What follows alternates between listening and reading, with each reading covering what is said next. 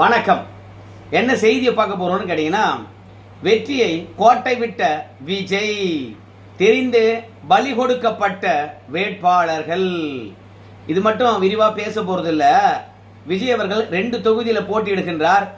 ஏன் அவர் 2 தொகுதியில போட்டியிடுகின்றார் என்ற விஷயத்தை விளக்க போறேன். அது மட்டும் கிடையாது, நம்ம விஜய் அவர்களை பொறுத்த வரைக்கும் தமிழக தேர்தல் களமானது யாருக்கும் இடையில நடக்கிற போர் அப்படின்னும், யார் அதில் வெற்றி பெற போறாங்க அப்படின்றதும் வேட்பாளர் அறிமுக கூட்டத்தில் பேசியிருக்கின்றார். அதை பற்றியும் நம்ம விரிவாக பார்க்க வேண்டியதாக இருக்குது. அதற்கு முன்பாக இதுவரைக்கும் நம்ம சேனலை நீங்கள் சப்ஸ்கிரைப் பண்ணலைன்னா மறக்காம சப்ஸ்கிரைப் பண்ணிக்கோங்க, கொஞ்சம் சப்போர்ட் பண்ணுங்க. முதல்ல விஜய் அவர்கள் தான் எங்கே போட்டியிடுகின்றேன் என்ற விஷயத்தை சொல்றாரு, கேட்டு வந்துருங்க. பெரம்பூர் சி ஜோசப் விஜய், திருச்சி கிழக்கு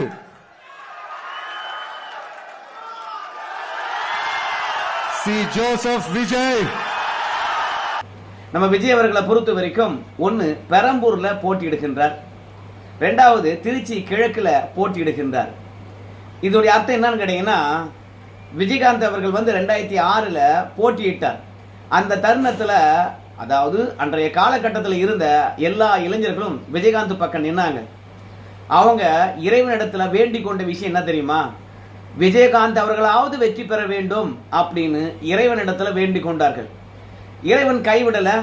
ஏன்னா விஜயகாந்த் ரொம்பவே நல்ல மனுஷன். அதனால கட்சிக்காரங்களை ஒட்டுமொத்தமா கைவிட்டாலும் விஜயகாந்த கைவிடல, அவர் மட்டுமே வெற்றி பெற்றார். இப்போ விஜய்க்கு பாத்தீங்கன்னா கடவுள் மேலேயும் நம்பிக்கை இல்லை, அவங்க கட்சிக்காரங்க மேலேயும் நம்பிக்கை இல்லை. அதனால நாமாவது வெற்றி பெற வேண்டும். ஏன்னா விஜய் அவர்களை பொறுத்த வரைக்கும் களத்துக்கே வரல.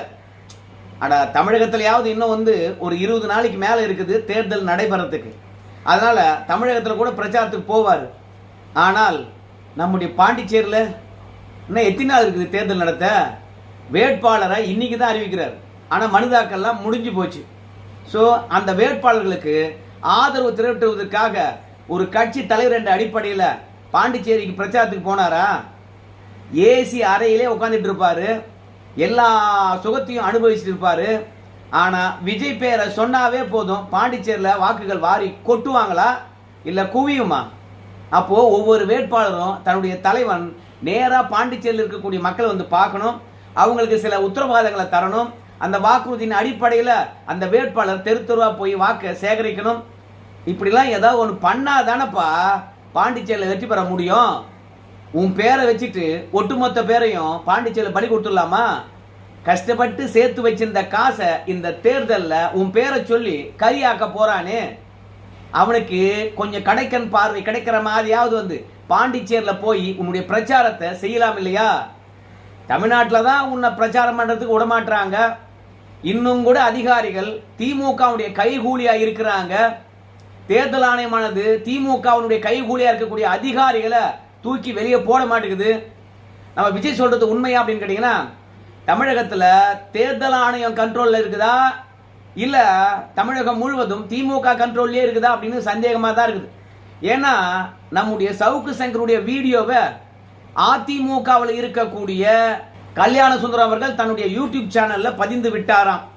அவருக்கும் சம்மன் அனுப்பி காவல்துறையானது அந்த வழக்கில் சம்பந்தப்பட்டிருக்கின்றார். இந்த விஷயங்கள்லாம் பேசக்கூடாது, அவர் பேசுறாரு, அவர் வீடியோ உங்களுக்கு எப்படி வருது, எப்படி உங்களுடைய சேனல்ல போடுறீங்க அப்படின்னு சம்மன் அனுப்பி விசாரிக்கின்றார்களாம். தேர்தல் ஆணையமானது ஒட்டுமொத்த கண்ட்ரோலும் எடுத்துக்கிச்சு. ஆனா நீதிமன்றத்தில் இருக்கக்கூடிய வழக்கு தொடர்பாக எதற்காக காவல்துறை இப்ப விசாரிக்கணும்? இல்ல நீதிமன்றமானது நம்முடைய சவுக்கு சங்கர் அவர்கள் திமுக ஆட்சியுடைய தவறுகளை பேசக்கூடாது, அந்த வழக்கில் ஏதாவது உத்தரவிட்டு இருக்கின்றார்களா? அப்படி பேசுறவங்களை எல்லாம் கண்காணிங்க அப்படின்னு காவல்துறைக்கு ஏதாவது உத்தரவு போட்டிருக்குதா? அதனால அதிகார துஷ்பிரயோகம் செய்யக்கூடிய திமுகவுக்கு அடிமையா இருக்கக்கூடிய அதிகாரிகள் தமிழகத்தில் இன்னும் இருக்கத்தான் செய்யறாங்க. இந்த தேர்தலை பொறுத்த வரைக்கும் நியாயமா நடைபெற வாய்ப்பே இல்லை. தேர்தல் ஆணையத்தின் மீது விஜய் அவர்கள் குற்றச்சாட்டு வைக்கிறார், அதிமுக காரங்க குற்றச்சாட்டு வைக்கிறாங்க. ஆனால் தேர்தல் ஆணையமானது நம்ம மோடி கண்ட்ரோல்ல இருக்குது அப்படின்னு தேர்தல் தேதியெல்லாம் அறிவிப்புக்கு முன்பாக திமுகவினர் குற்றச்சாட்டு வச்சாங்க. ஆனால் தேர்தல் தேதி அறிவித்து விட்டாச்சு. இப்போ தேர்தல் பாத்தீங்கன்னா நன்னடத்தை விதிகள், தேர்தல் விதிமுறைகள், நடைமுறைகள் இருக்குது. இப்போ திமுக காரன் தேர்தல் ஆணையத்துக்கு முட்டு கொடுத்துன்னு இருக்குதான். எப்படி? தேர்தல் ஆணையமானது சுவேதா என்ற ஒரு ஆப்பை விட்டுருக்காங்க. அந்த ஆப்பில் போனீங்கன்னா உங்களுக்கு என்ன தேவையோ அவற்றை எல்லாம் நீங்க பதிவு பண்ணீங்கன்னா உங்களுக்கு வரிசை பிரகாரம் எல்லாவற்றுக்கும் அனுமதி கிடைக்கும் அப்படின்னு நம்ம தேர்தல் ஆணையத்துக்கு வழக்கத்துக்கு மாறாக திமுக காரன் முட்டு கொடுத்துட்டு இருக்கான். எந்த தேர்தலையும் தேர்தல் ஆணையத்துக்கு சப்போர்ட்டா திமுக காரன் பேசவே மாட்டான். இந்த முறை பேசுறான்னா என்ன அர்த்தம்? ஒட்டுமொத்த அதிகாரிகளும் திமுக ஆதரவா இருக்கிறாங்க. அப்படி ஆதரவா இருக்கிறவங்க மீது தேர்தல் ஆணையம் நடவடிக்கை எடுக்கல. அதனால தேர்தல் ஆணையமானது நமக்கு சாதகமா இருக்குது. நாம ஏன்டா தேர்தல் ஆணையத்தின் மீது புகார் தெரிவிக்கணும்? யாராவது புகார் தெரிவிச்சா கூட அவங்களுக்கு சப்போர்ட்டா போய் களத்துல நின்று ஆதரவு குரல் தெரிவிக்கின்றார்கள். ஏன் அமைச்சராக இருந்த மா சுப்பிரமணியன் அவர்களே வந்து பாத்தீங்கன்னா தேர்தல் ஆணையத்துக்கு முட்டு கொடுக்கின்றார். இது நம்ம பார்க்காத ஒரு காட்சி. அதனால தமிழகத்தில் தேர்தல் ஆணையமானது திமுகவுடைய கைப்பாவையா இருக்குது அப்படின்றத யாராலையும் மறுக்கவே முடியாது. ஆனா பாண்டிச்சேரியில் விஜயை தடுக்கிறதுக்கு யாரும் கிடையாது. தேர்தல் ஆணையம் வந்து பாத்தீங்கன்னா திமுக கைப்பாவையா இல்ல, அங்க போய் பிரச்சாரம் பண்ணலாம் இல்லையா? ஆனா அங்கேயும் பிரச்சாரத்துக்கு போல. அதனால பாண்டிச்சேரியில் நம்ம விஜயை நம்பி நின்ன 30 பேரும் காலி. அவன் 30 வருஷமோ 50 வருஷமோ சேர்த்து வச்சிருந்த பணத்தை இந்த தேர்தல் அழிச்சிட்டு அப்படியே ஆண்டியா போய் உட்காந்துருவான். அடுத்த தேர்தலுக்கு விஜய் அவர்களை பொறுத்த வரைக்கும் வேட்பாளர் யாருன்னு சொல்லிட்டு வீடு வீடா போய் கதவை தட்டினாதான் யாராவது 1-2 பேர் எழுந்து வருவான். இந்த நிலை தான் ஏற்பட போகுது. அதனால பாண்டிச்சேரியில் பிரச்சாரத்துக்கு கூட போகாம வெற்றியை பெற்று விடுவாரா? அப்படி என்ன புரட்சி நடக்க போகுது பாண்டிச்சேரியில் எனக்கு தெரியல. அதே மாதிரி தான் தமிழகத்தில் இன்னைக்கு வரிசையா வந்து வேட்பாளரை அறிவிச்சிருக்கிறார். அதுல விஜய் அவர்களை பொறுத்த வரைக்கும் 2 இடத்த போட்டியிடுகின்றார். பெரம்பூர்ல தோத்துட்டா கூட நாம திருச்சி கிழக்கில் வெற்றி பெற்று விட வேண்டும். யாரு வெற்றி பெறாங்களோ இல்லையோ கட்சி தலைவர் வெற்றி பெறணுமா இல்லையா? அதனால நாம தோத்துடக்கூடாது. நாம தோத்தோம்னு வச்சுங்களேன் அதுக்கப்புறம் கட்சி காணாம போயிடும். அதனால நாமளாவது வெற்றி பெறணும் அப்படின்றதுக்காக நம்ம விஜய் அவர்களை பொறுத்த வரைக்கும் 2 தொகுதியில போட்டியிடுகின்றார். நான் டிவி கேக்காரன் கிட்ட கேட்டேன், என்னையா விஜயை பொறுத்த வரைக்கும் மக்கள் ஆதரவு இருக்குது, புரட்சி இருக்குது அப்படின்லாம் சொல்றாங்க, அந்த மனுஷன் ஐயா 2 தொகுதியில போட்டிடுறாரு அப்படின்னு கேட்கும்போது, ஒருவேளை தபேக்காவில் நிக்கிற எல்லாரும் வெற்றி பெற்று ஆட்சி அமைக்கின்ற நிலை வந்துடுச்சுன்னு வச்சுங்களேன், அப்புறம் விஜய் தோற்றாருன்னா என்ன பண்றது? அதனால எல்லாரும் வெற்றி பெறுகின்ற போது விஜயும் வெற்றி பெறணும். ஒன்னும் இல்ல, அண்ணாவை பொறுத்த வரைக்கும் சட்டமன்ற தேர்தலில் நம்ம திமுக வெற்றி பெறாது அப்படின்னு நினைச்சிட்டாரு. அதனால அதற்கு முன்பு நடந்த நாடாளுமன்ற தேர்தலில் நின்று எம்பி ஆகி போயிட்டாரு. ஆனா எதிர்பாராத விதமாக நம்ம அண்ணா வந்து பாத்தீங்கன்னா 1967 ஆட்சியை பிடிச்சிடுறாரு. எம்எல்ஏ ஆவதுக்கான வாய்ப்பே கிடையாது. மேலவை மூலமாக எம்எல்ஏ ஆகி அவரு முதலமைச்சர் ஆகின்றார். சோ எல்லாரும் வெற்றி பெற்றுட்டு அண்ணா வந்து பார்த்தா தேர்தலே நிக்காம போயிட்டாருல்ல, அந்த மாதிரி நிலை வந்துடக்கூடாதுல்ல. அதனால எல்லாரும் வெற்றி பெற்றுட்டு விஜய் வெற்றி பெறலாம் எப்படி? அதனால அவருக்கு சாதகமா இருக்கக்கூடிய கிறிஸ்துவர்கள் அதிகமா இருக்கக்கூடிய 2 தொகுதியை செலக்ட் பண்ணி அவர் நிக்கிறாரியா அப்படின்னு கதையை உருட்டுறாங்க. நான் இன்னைக்கு சொல்றேன் பாருங்க, நம்ம கோபிசெட்டி பாளையத்தில் செங்கோட்டையன் வெற்றி பெறுகின்றாரா என்று தெரியாது. ஆனா விஜய் 2 தொகுதியிலும் வெற்றி பெறவே மாட்டார். ஏன்னா தனக்கு எங்க ஆதரவு இருக்கும் என்று தேடி போகின்ற இந்த மனுஷன் அந்த தொகுதிக்கு எத்தனை முறை போய் பார்த்தார்? இல்ல இதுக்கு முன்பாக பெரம்பூர்ல ஏதாவது நலத்திட்ட உதவிகளை வழங்கியிருக்காரா? இல்ல எம்ஜிஆர் மாதிரி திமுக கழகத்தில் 20 ஆண்டு காலம் பயணித்து விட்டு திடீர்னு வந்து பெரம்பூர்ல நிக்கிறாரா? இன்றைய காலகட்டத்தில் நீங்க யார வேணாலும் கேளுங்க, திமுக தந்த 5000 ரூபாய் மறந்துட்டான், வேட்பாளர் யார் என்று தான் பார்க்கறான். அதனால விஜயை பொறுத்த வரைக்கும் பெரம்பூர்ல நின்னாலும் ஒண்ணுதான், திருச்சி கிழக்கில் நின்னாலும் ஒண்ணுதான். விஜயை பொறுத்த வரைக்கும் ஜெயிக்கவே மாட்டார். ஏன்னா அவர் வீட்டை விட்டு வெளியே வர மாட்டாரு. இன்னைக்கு பெரிய ஸ்டார் ஹோட்டல்ல எல்லா வேட்பாளர்கள் வரிசையா நிக்க வச்சு இப்படி ஒரு கும்பிட போட்டு, சாமி எப்படியாவது நான் வெற்றி பெறணும், எங்க ஆளுங்க வெற்றி பெறணும், எல்லாரையும் வந்து பாத்தீங்கன்னா 23ஆம் தேதி வந்து ஓட்டு போட சொல்லிடுங்க, 2வது வெளிநாடு போறதா இருந்தா கூட முன்கூட்டியே வந்து அனுமதி வாங்கி ஓட்டு போட்டுட்டு போங்க அப்படின்னு வேண்டுகோள் வைக்கின்றார். இதுதான் நம்ம விஜய் அவர்களுடைய பரப்புரை வேட்பாளர் அறிமுக கூட்டம். சரி, யாருக்கும் போட்டி? விஜய் சொல்றதை நீங்க கேட்டு வாங்கலாம். விஜயை பொறுத்த வரைக்கும் திமுகவுக்கும் தவேகாவுக்கும் இடையில தான் போட்டியாம். அது மட்டும் கிடையாது, ஸ்டாலின் ஐயாவுக்கும் விஜய்க்கு இடையில தான் போட்டியாம். யாராவது நம்ப முடியுங்களா? அது மட்டும் கிடையாது, ஊழலை பற்றி பேசுறாரு. அனுபவம் உள்ள சட்டமன்ற உறுப்பினர்களாக இருக்கலாம், அனுபவம் உள்ள அரசியல்வாதிகளாக இருக்கலாம், அவங்களாம் கொள்ளை தானே அடிக்கிறாங்க. கல்குவாரி தானே வச்சு நடத்துகிறாங்க, மலையை உடைச்சி தானே ஏற்றுமதி பண்ணுறாங்க, அதில் அனுபவம் இருந்து என்ன பிரயோஜனம், மக்களுக்கு ஏதாவது லாபமா அப்படின்னு சொல்லிட்டு ஊழலுக்கு எதிராக, மக்களை காப்பாற்றுவதற்காக, மக்கள் பாதுகாப்புக்காக அப்படின்னு சொல்லிட்டு இந்த டிவிக்கு எதுக்கு வருது அப்படின்றத நம்ம விஜய் அவர்கள் பொறுத்த வரைக்கும் ஒரு தேர்தல் அறிக்கை மாதிரி ஒரு பிரமாண பத்திரத்தை வாசித்து விட்டு சத்திய பிரமாணம் எடுத்துக்கொண்டு பிறகு தேர்தல் அறிக்கையும் வெளியிட்டு இருக்கின்றாரு. நம்ம விஜய் அவர்களை பொறுத்த வரைக்கும் எல்லாத்தையும் விட்டு வந்துட்டேன் அப்படின்னு விஜய் சொல்றாரு. உன் தகுதிக்கு நீ எல்லாத்தையும் விட்டு வந்துட்ட, உண்ணா கொடுக்கிறவன்லாம் அவன் தகுதிக்கு எல்லாத்தையும் விட்டுட்டு வந்தா உன் பின்னாடி நிற்கிறான். நீயாவது முதலமைச்சர் ஆகணும்னு ஆசைப்படுற, ஆனா கூட இருக்கிற என்ன நினைக்கிறான், விஜய் அவர்கள் முதலமைச்சர் ஆகணும்னு நினைக்கிறான். தான் வெற்றி பெறணும், நம்ம செலவு பண்றோம், நம்முடைய பணம் மீண்டும் வரணும் அப்படின்னு கூட நினைக்கல. உன் பின்னாடி நிற்கிறவன்லாம் நீ நினைக்கிற மாதிரியே விஜய் வந்து பார்த்தீங்கன்னா முதலமைச்சர் ஆகணும்னு நினைக்கிறான். ஆனால் நீ உன் பின்னாடி நின்று வேட்பாளர் அறிவிக்கப்பட்டவனுக்கு எவ்வளோ பணம் கொடுக்க போறன்னு தெரியல. நீ ஒரு படத்துக்கு 500-600 கோடி சம்பாதிச்சு வச்சிருக்கல. அதனால உன்னை நம்பி அதிமுக திமுக எதிராக களத்தில் இறங்குறான் பார், தெரிந்தே அவனுங்களை பலி கொடுத்துருக்க பார். அவனுக்கு நீ என்ன பண்ண போற, குறைந்தபட்சம் பிரச்சாரம் பண்ணுவியா? அதனால தமிழக அரசியல் களத்தில் டிவிகேவுக்கும் அப்புறம் திமுகவுக்கு இடையில தான் போட்டி. அதாவது மக்களை சுரண்டக்கூடிய ஸ்டாலினுக்கும் மக்களிடம் இருக்கக்கூடிய விஜய்க்கும் இடையில தான் போட்டி அப்படின்னு சொல்றதெல்லாம் வெற்று வார்த்தை. இப்போ ஒரு புள்ளி உரத்தை பார்ப்போமே, தமிழகத்திலேயே அதிகப்படியான பூத் கமிட்டி போட்டிருப்பது யாரு? திமுக தான். அப்ப அதிமுக இல்லையா அப்படின்னு கேட்பீங்க. அதிமுகவும் பூத் கமிட்டி போட்டிருக்குது. ஆனா திமுக பூத் கமிட்டியை தாண்டி 2 விஷயங்களை பண்ணிருக்கு. அந்த பூத் கமிட்டியில் இருக்கிறவங்க சரியா வேலை பார்க்கறாங்களா அப்படின்னு அவங்கள கண்காணிப்பதற்கே ஒரு ஆளை போட்டிருக்காங்க. அது மட்டும் இல்ல, இந்த பூத் கமிட்டி சரியா செயல்படுதா என்று சொல்லிட்டு அவங்கள கண்காணிப்பதற்கும் நேரடியா வாட்ச் பண்றதுக்கும் ஐடி விங்ஸை போட்டிருக்காங்க.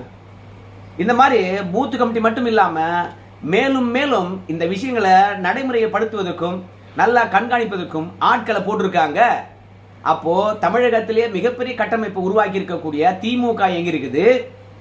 ஆனா எந்தவித கட்டமைப்பும் இல்லாம பிரச்சாரத்துக்கும் வராம நம்ம ஆதவார்ஜினா வெற்றி பெற்று தந்து விடுவாரா, புஷியானந்த் அவர்கள் வெற்றி பெற்று தந்து விடுவாரா, திமுகவையும் ஸ்டாலின் அவர்களை திட்டினாலும் மக்கள் ஓட்டு போட்டுருவாங்களா? முதல்ல பாலியல் வன்கொடுமைகளை பற்றி பேசுவதோ ஊழலை பற்றி பேசுவதோ விஜய் அவர்களை பொறுத்த வரைக்கும் களத்துக்கு வந்து பேசணும். எப்ப பார்த்தாலும் குளிரூட்டப்பட்ட ஓட்டல் அறையில இருந்துகிட்டு பேசினா யாரு நம்புவாங்க? தேர்தல் தருணத்தில் கூட வெளியே வராம டிவிகேவுக்கும் டிஎம்கேவுக்கு தான் போட்டினா யாரு நம்புவாங்க? அதிமுக இருக்கின்ற கட்டமைப்புக்கு எடப்பாடி பழனிசாமி களத்துல இறங்கி ராப்பகலா வேலை பார்க்கிறார். இப்போ விஜயுடன் இருக்கிறவங்களுக்கு என்ன செல்வம் இருக்குன்னு தெரியல. படிச்சிருக்காங்க, இளைஞரா இருக்காங்க, சுறுசுறுப்பா வேலை பார்ப்பாங்க. விஜய்க்கு வாக்கு இருக்குது, இல்லைன்னு சொல்லல. ஆனால் அது வெற்றிக்கு உதவுமா?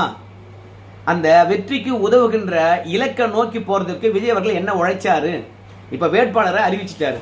இதோட எப்ப வெளியே வருவாரு? தேர்தல் ஆணையத்தின் மீது பழி போட்டுட்டு அவரு போய் படுத்துக்குவார்.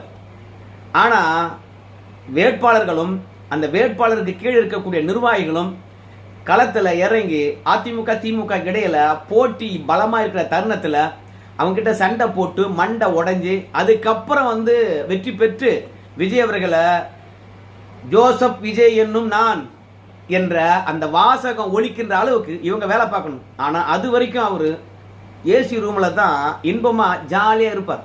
போதை பொருளை ஒழிக்கிறதுக்கு ஒரு டீமே போட போறாங்களாம். ஆனா நம்ம பயில்வான் ரங்கநாதெல்லாம் சொல்லுவாங்க, விஜய்க்கு பெரிய பார்ட்டி ஆள் இருக்குது, அந்த பார்ட்டி ஆளுக்கு நிறைய நடிகர்கள் நடிகைகள் வருவாங்க, அங்கதான் விலை உயர்ந்த போதைப் பொருட்கள் புழக்கமே அதிகரித்திருக்கிறது, அங்கிருந்து தான் மற்ற எல்லா இடத்துக்கும் போகுது அப்படின்னு குற்றச்சாட்டு வச்சார். அதனால உங்களுடைய பார்ட்டி ஹால்ல போதைப் பொருள் புழக்கம் இருக்கா இல்லையா? விருந்தளிக்கின்ற போது போதைப் பொருள் வழங்கப்படுதா இல்லையா? அதுக்கு பதில் சொல்ல.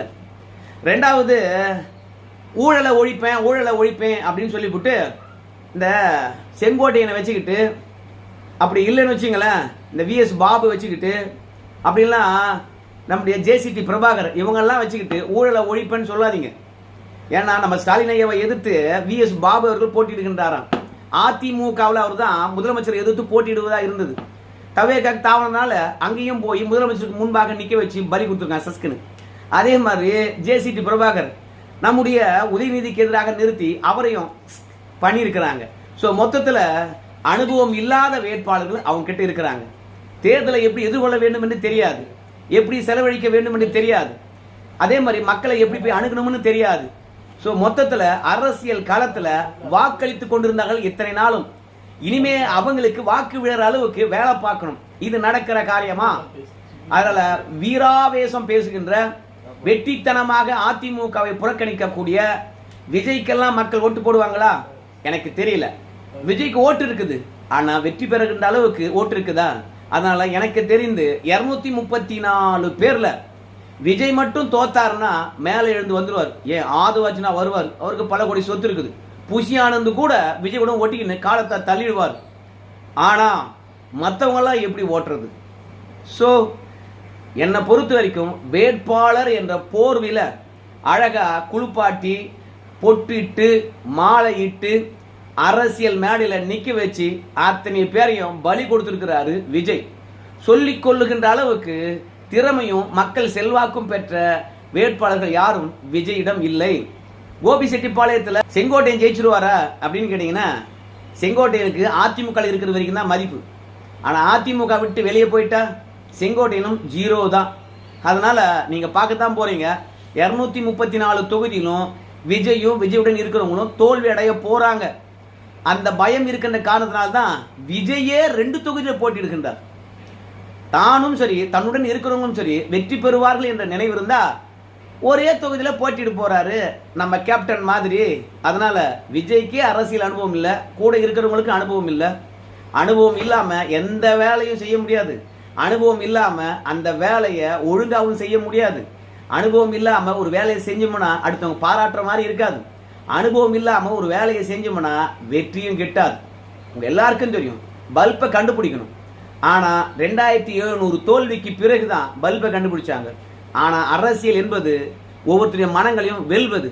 ஆனா அனுபவம் இல்லாதவர்கள் களத்துல நிக்க வச்சு என்ன பண்ண போறாரு? அதனால விஜயை பொறுத்த வரைக்கும் இத்தனை பேரை பலி கொடுத்துட்டாரு என்ற எண்ணம் தான் இருக்குது. வாக்குறுதிகளை பொறுத்த வரைக்கும் அதிமுகவை அப்படியே காப்பிடிச்சிருக்கிறாரு. படிச்சுக்கிட்டு வேலை இல்லாதவங்களுக்கு 4000 ரூபாயும், அப்புறம் டிப்ளமா படிச்சவங்களுக்கு 2000 ரூபாய்னு சொல்லிவிட்டு எடப்பாடி பழனிசாமி 2000 1000ன்னு அறிவிச்சாரு. இவர் 4000 2000ன்னு அறிவிச்சிருக்காரு. சரி, இன்னும் பல பேருக்கு பார்த்தீங்கன்னா நல்ல நல்ல அறிவிப்புகள் வரப்போதான். அதெல்லாம் பார்த்தீங்கன்னா தேர்தல் அறிக்கையாக விரைவில் வெளியிட போறாரா? பொறுத்து பார்ப்போம் என்ன நடக்க போகுது. நன்றி நண்பர்களே.